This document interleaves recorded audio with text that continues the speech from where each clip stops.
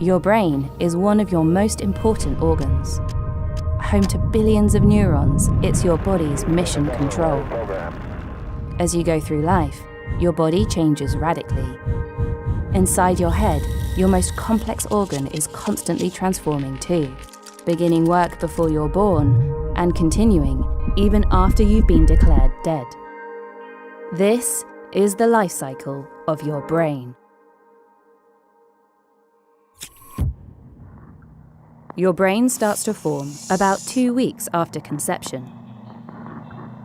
On one side of the developing embryo, the cells thicken to form what is called the neural plate. Around week 4, this folds over onto itself, forming a tube which ultimately creates the nervous system. Every minute, from the time the neural tube closes, your brain is growing hundreds of nerve cells called neurons. At birth, your brain contains about 100 billion neurons, more than an adult. This gives the baby the best chance of developing a healthy brain. The excess neurons are shed before you become an adult. But what you don't have is a lot of synapses, the point of contact where electronic signals are passed between neurons, which in turn change the behavior of the neurons. Some neurons become insulated by a fatty substance called myelin. These neurons, known as white matter, are able to transmit information faster between brain areas, allowing more complex processes to take place. When you're born, the average number of synapses per neuron is 2,500, but that increases to approximately 15,000 per neuron over the first few years of your life, as your neurons mature and create new synapses. The speed at which they form synapses could be one reason children find it easier to learn things like languages or musical instruments. It's also why children's experiences in this phase can have lasting effects on their development.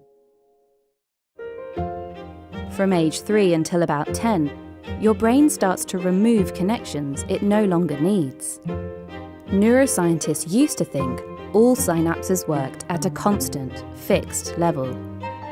But now, they understand that synapses can be strengthened or weakened depending on how they are used. This is known as neuroplasticity. It's essentially your brain's way of making sure it's more efficient with experience and absorbs new information. If you're enjoying this film and want to read more of our coverage, why not take out a subscription to The Economist?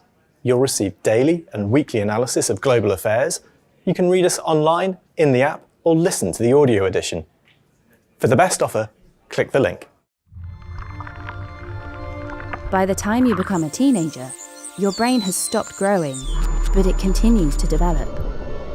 The insulation of the neurons, which begins at birth, continues over many years. It starts at the back of the brain and moves forward, so different parts of your brain develop at different rates. Areas associated with reward, like the ventral striatum, develop faster than the prefrontal cortex, which is linked to self-control and rationality. Teens also experience major changes in their limbic system, the part of the brain that controls emotions. All this might explain why teenagers experience more mood swings than adults. Neuroscientists believe the difference in development between the emotion-driven part of the brain and the rational part may also be the reason teenagers are more likely to take risks or experience addiction compared with adults. Puberty also brings with it increased activity in the ventromedial prefrontal cortex, the part of the brain that relates to self-evaluation. This change can improve teenagers' understanding of social interactions and their ability to form friendships. But it might also make them more susceptible to social anxiety.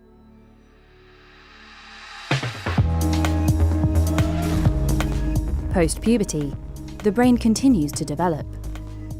Brain tissue in the prefrontal cortex increases connections, joining the emotional and motor centres. Your brain reaches full development by your 30s, and white matter reaches the highest volume at about 40. But it's not all downhill from there. As you age, plasticity allows your brain to keep changing and adapting. Research has shown older adults are more likely to use both sides of the brain for short-term memory, rather than just the left brain hemisphere. Middle-aged brains have also learnt to minimise the negative. Scientists have found the amygdala, the part of the brain that deals with emotion, lights up when younger people look at both positive and negative images. But for older adults, it reacts much less when shown negative images.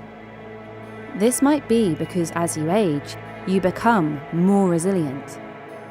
Decades of experience in dealing with difficult situations activates neural pathways, which can be used when you experience a similar situation. For those who go through the menopause, changes to the amount of estrogen affect brain energy consumption, producing symptoms like hot flushes and mood swings. The volume of white matter also falls and doesn't recover. But despite this, those who are postmenopausal have higher structural connectivity between some brain regions than those who don't go through the menopause, meaning that the connections in those regions may become more efficient. The point at which your brain begins to slow down depends on your genes, but on the whole, studies show that the slowing process begins in your 30s and 40s, before accelerating in your 60s and 70s. As you move into later life, your cerebral cortex, which is the outer layer of the brain, thins. This is particularly noticeable in the frontal lobe and the hippocampus, which are important for memory, emotions, and navigation. Your white matter shrinks, and the brain generates fewer chemical messengers, such as dopamine and serotonin, which leads to slower cognitive processing. Until very recently, neuroscientists didn't know what happens to your brain when you die. But by chance, doctors were recording the brain waves of a patient when he died of a heart attack.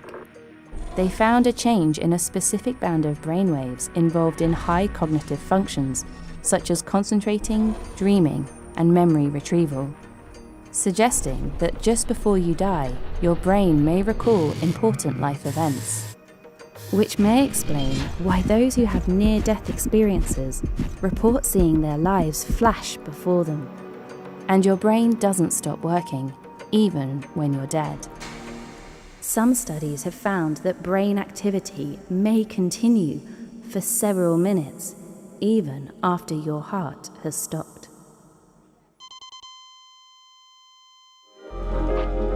If you'd like to read more on the brain, then click the link. Thanks for watching, and don't forget to subscribe.